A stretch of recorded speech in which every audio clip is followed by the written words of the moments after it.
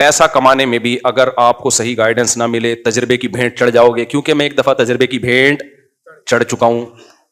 اب میں لوگوں کو کہہ رہا ہوں, لوگوں کی کھوپڑی شریف میں بات نہیں آ رہی. ہر آئے دن میرے پاس کوئی بچہ روتا ہوا آتا ہے, لڑکا, مفتی صاحب میں 10 کروڑ گنوا بیٹھا ہوں, میں 5 کروڑ گنوا بیٹھا ہوں, ابا نے گھر سے نکال دیا ہے, ٹھکائیاں لگ رہی ہیں, کوئی خودکشی کی طرف جا رہا ہے, کوئی کیا کر رہا ہے. کیوں بھائی؟ میں نے پیسہ دیا تھا, کسی ٹریول ایجنٹ کو دے دیا, کسی کاروبار میں لگا دیا. وہ اتنے نیک آدمی تھے, اتنی بڑی ان کی داڑھی تھی, بغلیں بھی میرا خیال ہے چیک کی ہوں گی اس نے. یہی رہ گیا بس, اور کیا ہے, ہر چیز سنت کے مطابق. میں ایسا کہتا ہوں کہ تو یہ بغلیں بھی چیک کر لیتا نا, جب داڑھی دیکھ لی تو نے, ہو سکتا ہے وہ بڑی ہوئی ہوں اور سنت کے خلاف چل رہی ہوں. تو ابھی تمہیں دین کا پتا پیسوں کے معاملات کے بغیر چلتا کیسے ہے؟ کیا چور لوگ داڑھی نہیں رکھ لیتے؟ میں نہیں کہہ رہا داڑھی والے چور ہوتے ہیں, لیکن چور کو داڑھی بڑھانے میں کتنا ٹائم لگتا ہے. میں نہیں کہہ رہا نمازی چور ہوتے ہیں, لیکن چور بھی نمازی بن سکتا ہے. تو یہ عجیب حساب کتاب ہے. پھر ایسے چیختے ہیں یار ہمارا یہ ہو گیا, یہ ہو گیا. تو میں کہتا ہوں آپ نے میرے بیان نہیں سنے. کتنی دفعہ سمجھایا بھائی کسی کو پیسہ مت دو. یہ رفیع بھائی بیٹھے ہوئے ہیں سامنے, 10 سال پہلے میں آیا تھا, انہوں نے مجھے کہا کہ 10 سال پہلے میں نے ان سے کہا کہ آپ نے پیسہ دیا, انہوں نے کہا فلاں کو دیا, وہ بڑا نیک ہے, کما کے دے رہا ہے. میں نے کہا دیکھتے ہیں رفیع بھائی, ایک دن مارکیٹ سے سارے پیسے شارٹ ہو جائیں گے. 10 سال اس بندے نے کما کے دیا ان کو. یہ کہتے تھے دیکھو مفتی صاحب کچھ صحیح لوگ بھی ہوتے ہیں. اس کے بعد 10 سال کے بعد رفیع بھائی کا پروگرام بڑھ گیا. اب کبھی ایس ایچ او کے پاس جا رہے ہیں, کبھی رینجر کے, وہ بندہ بھی گھوم رہا ہے, اس بندے کے پاس قومی ترانے ہیں. جب بھی جائے گا بھائی یہ ہو گیا, اچھا یہ ہو گیا, وہ قومی ترانے پڑھنا شروع کر دے گا. آج چائنا کا ترانہ پڑھا اس نے, کل پاکستان کا ترانہ, اب اگلی ملاقات میں جاپان کا قومی ترانہ پیش کرے گا ان کے سامنے. پورے لگے بندے الفاظ ہوتے ہیں, کچھ بھی نہیں کر سکتے آپ اگلے کا. یہ بھی نہیں پتا چلے گا کہ فراڈ کر رہا ہے یا حقیقت میں نقصان ہوا ہے. کچھ بھی نہیں کر سکتے بھائی. اس لیے بزرگوں نے کہا ہے جو پیسہ تمہاری جیب میں ہے بس وہی تمہارا ہے. اپنے بچوں کو روکو خدا کے لیے سمل سے.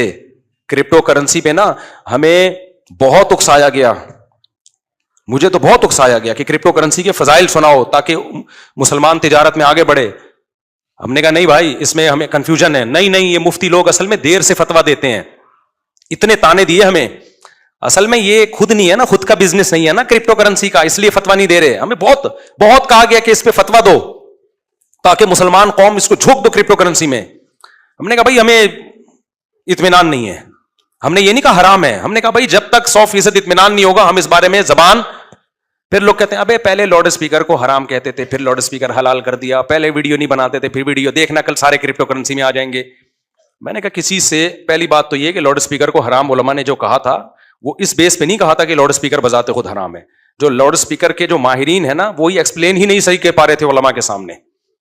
وہ کہتے تھے یہ وہ آواز نہیں ہے بلکہ یہ الگ سے ریکارڈنگ آواز ہے, اس لیے علماء نے کہا ناجائز ہے. جب ان کی رائے تبدیل ہو گئی, انہوں نے کہا یہ وہی آواز ہے جو آپ کی آواز ہے جس کو اسپیکر بڑھا کے پیش کر دیتا ہے. تو علماء نے کہا ٹھیک ہے اس میں کیا خرابی ہے. تو وہ ماہرین ہی کسی ایک رائے پہ جمع نہیں ہو رہے تھے, اس بیس پہ فتوا دیا تھا. ہاں ویڈیو سی ڈی کو علماء حرام اس لیے کہتے رہتے کہ اس وقت اس کے پازیٹو کام نہ ہونے کے برابر تھے, سارا نیگیٹو ہی نیگیٹو تھا. تو اس لیے تصویر والے پہلو کو علماء نے ترجیح دی تھی. جب علماء نے دیکھا کہ بھائی اب اس کے پازیٹو کام بھی بہت زیادہ ہو گئے ہیں تو فوراً رائے کو چینج کیا. یہ تو علماء کی خوبی ہے کہ اسی پرانی رائے پہ اڑے نہیں رہے. لیکن آپ کو اگر کسی قوم سے نفرت ہے تو اس کی خوبیوں میں بھی کیڑے تلاش کرو گے, اور کسی قوم سے محبت ہے تو اس کے کیڑوں میں بھی آپ کو خوبیاں نظر آئیں گے. تو یہ آپ کے دل کی بات ہے کہ جب انسان کو محبت ہوتی ہے نا, اگر اس کے پیر صاحب موٹے ہوں, اپنے پیر صاحب سے محبت ہے, اگر پتلے ہوں پیر صاحب تو آپ کہیں گے دیکھو دنیا سے محبت ہی نہیں ہے, کھاتے ہی نہیں ہے, دیکھیں کیسے سوکھ کے اللہ کے خوف سے ہڈیوں کا ڈھانچہ بن گئے.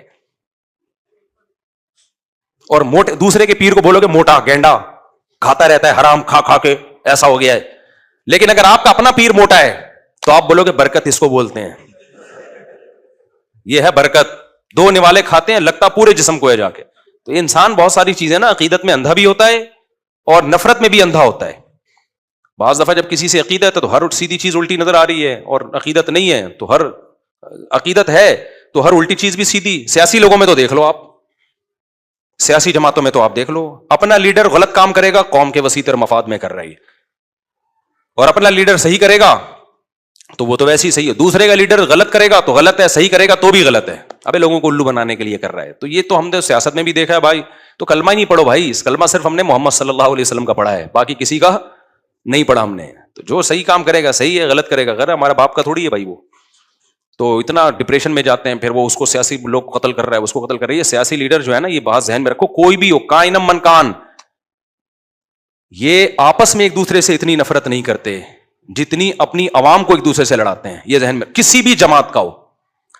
اور جب آج آپ جس لیڈر کی وجہ سے کسی دوسرے کو گالیاں دے رہے ہو اور اس کی وجہ سے اس کو گالیاں دے رہے ہو, یہ ذہن میں رکھنا کل ان کا مفاد ہوگا نا, یہ ایک دوسرے کے ساتھ بیٹھ کے جھوٹی چائے پی رہے ہوں گے. ہم نے ماضی میں یہ بہت دیکھا ہے. یہ جو کہہ رہے ہیں نا یہ اکیلا ہے, اکیلا کوئی نہیں ہے. ابھی اکیلا ہے, اس کو ضرورت نہیں ہے, کل ضرورت ہوگی تو اکیلا نہیں رہے گا, اور رہنا بھی نہیں چاہیے. سیاست اسی کا تو نام ہے. تو یہ ان کی پالیسیاں چینج ہوں گی. آپ کیوں لڑ رہے ہو بھائی؟ محبت سے رہو یار, پہلے کم ٹینشن ہے. لوگوں کی نیندیں اڑ گئی ہیں اس چکر میں. عقیدت ایک حد سے اپنے ابا اما سے کرو گے نا بہت زیادہ عقیدت, بہت ثواب ملے گا آپ کو, جنت دے دے گا اللہ اس بدلے میں. تو سیاست دانوں سے عقیدت ایک حد تک, اس سے آگے نکلنے کی کوشش, یہ تو نیچرل ہے, اپنے لیڈر سے محبت ہوتی ہے, ہونی چاہیے, لیکن ایک لمٹ, اس سے آگے نکلنے کی کوشش مت کرو. تو اس سے سکون میں رہو گے. ہاں تو میں عرض کر رہا تھا میرے بھائی, کیا وہ چل رہی تھی بات, ابے آسٹریلیا کی بات نہیں چل رہی تھی, بات یہ چل رہی تھی کہ وہ اگر آپ کو صحیح, ہاں پیسوں کا معاملے میں, اب آپ نے پیسہ دے دیا تو آپ تو پیسہ خرچ کر رہے ہو پیسہ کمانے کے لیے, لیکن وہی سبب آپ کے پیسے کے ڈوبنے کا ذریعہ بن. آج نہیں ڈوبا تو کل ڈوبے گا, نہیں تو پرسوں ڈوبے گا. پھر بھی عاملوں میں تو سارے ہی غلط ہیں, لیکن پیسے میں پھر بھی کچھ لوگ صحیح ہیں.